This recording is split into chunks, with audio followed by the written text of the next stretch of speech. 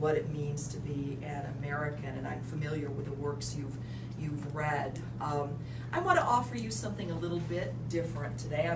I'm really going to just tell you a story. It's a love story.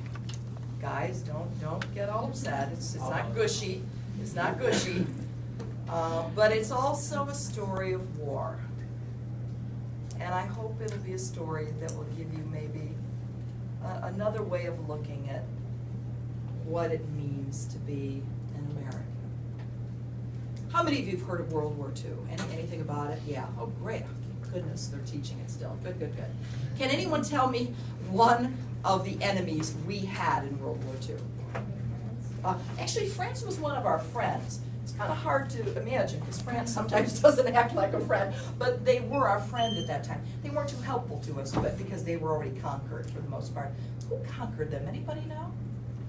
Who was our enemy? Germany. Nazi Germany had conquered France by that time. So Nazi Germany, Adolf Hitler, unfortunately you all know of him, right? Adolf Hitler, the Nazis, right? They're in Europe in World War II.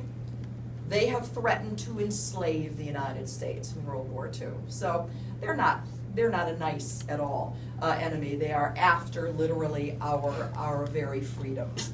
Who was our other major enemy in World War II? Japan. Also, Japan has announced they are planning to enslave us in World War II. So Japan is on the Pacific side, we've got Germany over here, and we're plunk in the middle in what is called World War II, the costliest and most violent war in human history. It will take, by the time it's done, 70 million lives worldwide. Can you imagine that? 6 million were, but when you're talking about 70 million, that's not even a tenth. Most of them were civilians, but you're right, this was the time of the horrible Holocaust.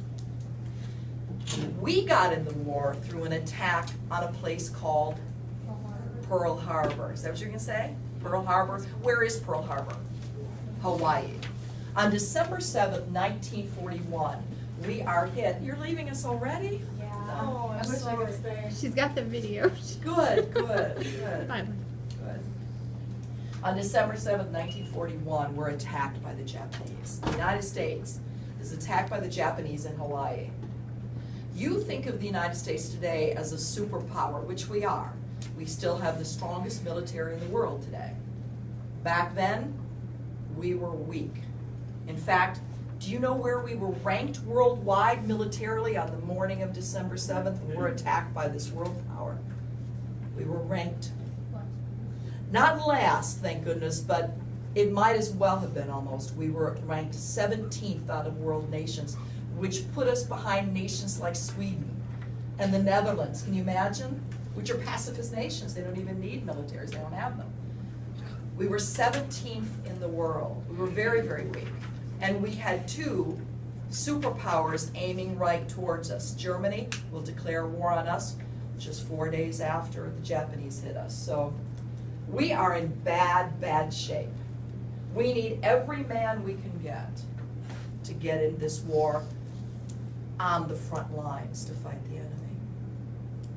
Well, we have a lot of men signing up after Pearl Harbor was bombed, you bet. But the problem was our entire military was male. So not only were the combat roles going to men, but the roles like driving a truck and cooking and doing office work were held by men. But we need all the men to go to the front lines. What's the solution? Women. Mrs. Warren has told you I've written a couple of books on the Women's Army Corps in World War II. I think she mentioned that to you, didn't she? Yeah. So I've done a lot of research on that, and this story does relate to that. I interviewed a lot of women for these books, and I'm going to tell you the story of one of those women today that I've interviewed. So we need to get women in the military. We've never done that before, officially, in this country. Congress finally passes a bill saying, all right, we'll let women in. We have no choice. They weren't real happy about it. So women then will go into the military to take the non-combat roles so men can go into combat. Well, you could form an organization, but who's going to force women into this organization? Nobody. They have to volunteer for it. Now, what woman, young woman, would volunteer for an untested organization like this, not even knowing what she's getting into? Why not just stay home with mom and dad, be safe during the war, just hunker down, instead of volunteer for this perhaps very strange, risky, unpopular organization? Well, the military started a campaign to try to attract women to join what came to be known as the Women's Army Corps, or the WAC, the W-A-C. Kind of a funny nickname for it, but WAC. Right? They said we need women between the ages of 21 and 45. 45. So it shows how desperate we were. I'm not that much older than 45, and there's no way I would be in a uniform. I would die the first time I would run up a hill. Just keel over. Keel over. Or 25. Or 20. No, you'd be fine. You'd be fine. They said, please come join. They were hoping that they could convince 12,000 women to join the WAC. They didn't get 12,000. They got 60,000. That's the World War II generation. No questions asked. If the government, if the United States needs me to save it, to help it save its freedom, I'm going. I don't know what they're going to ask me, I'm just going to do it. 60,000 young women said, no, I'm not going to stay at home safe and sound with mom and dad. I'm not going to have the comfort of my food, my clothes. I'm going to go into this military, and I'll see what happens. Well, all of them will be stationed initially at a fort in Fort Des Moines. Do you any know where Des Moines, Iowa is? Yeah? Okay, right down the road, right about 5 hours on 80. Fort Des Moines is still there, the fort where the women trained. In fact, there's a museum there dedicated to the Women's Army Corps now.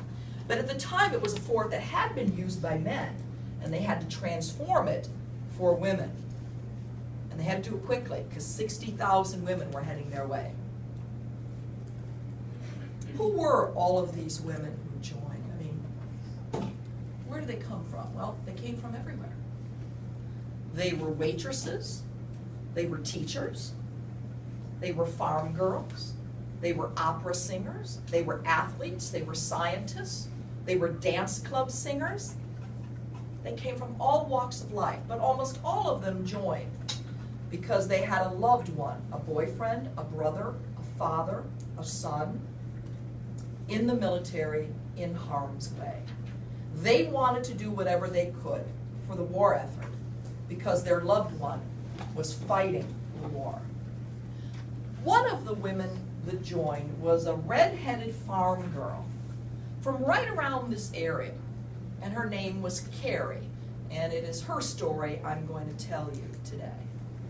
Because she's one of the women I interviewed for the book, and she shared with me a great deal of her information. I'm going to share some of it with you today. Now, Carrie joined for many of the same reasons others did. Patriotism, right, was the #1 reason. But she had a more specific reason for joining. She joined for the love of Wally. Now, who the heck is Wally? Her boyfriend. Yeah, that's what you guessed. You got that right. In fact, he will become her husband. They met on a blind date. Are there still such things as blind dates? Do they still set you up with, okay, I've got somebody for you? They're usually nightmares, aren't they? Yeah. But this was a blind date. Her best friend said, I've got this guy for you. They met at a fair, a World's Fair in Chicago in 1934, and they both said, Wally and Carrie, it was love at first sight. I don't hear about that much anymore either. Maybe that happens too. Love at first sight, maybe. Did for them.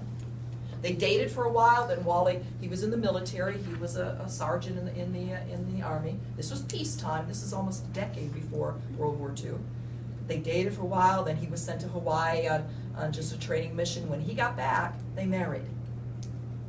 And since it was peacetime, it was blissful. They ended up making a home out in Oregon State, where he was transferred. He went to base every day to train men. She kept a home outside of base, and they both said it was their little paradise. Well, paradise wasn't going to last long for anyone. By the fall of 1941, things are heating up in Germany, things are heating up with Japan. And Wally comes home one day with very bad news. He says, Carrie, dear, I'm going to have to leave. They're sending me and my men to an island in the Pacific called Corregidor, because they're worried about a Japanese attack somewhere in the Pacific. And they want to bolster those islands with soldiers in case an attack comes. So I'm going to have to leave, he said, but don't worry, this will all blow over in a matter of weeks. I'll be home soon. Well, that's the end of their little paradise. They have to close up their home. Carrie goes with Wally down to Fisherman's Wharf in San Francisco, where all the big ships were to take these men far, far away.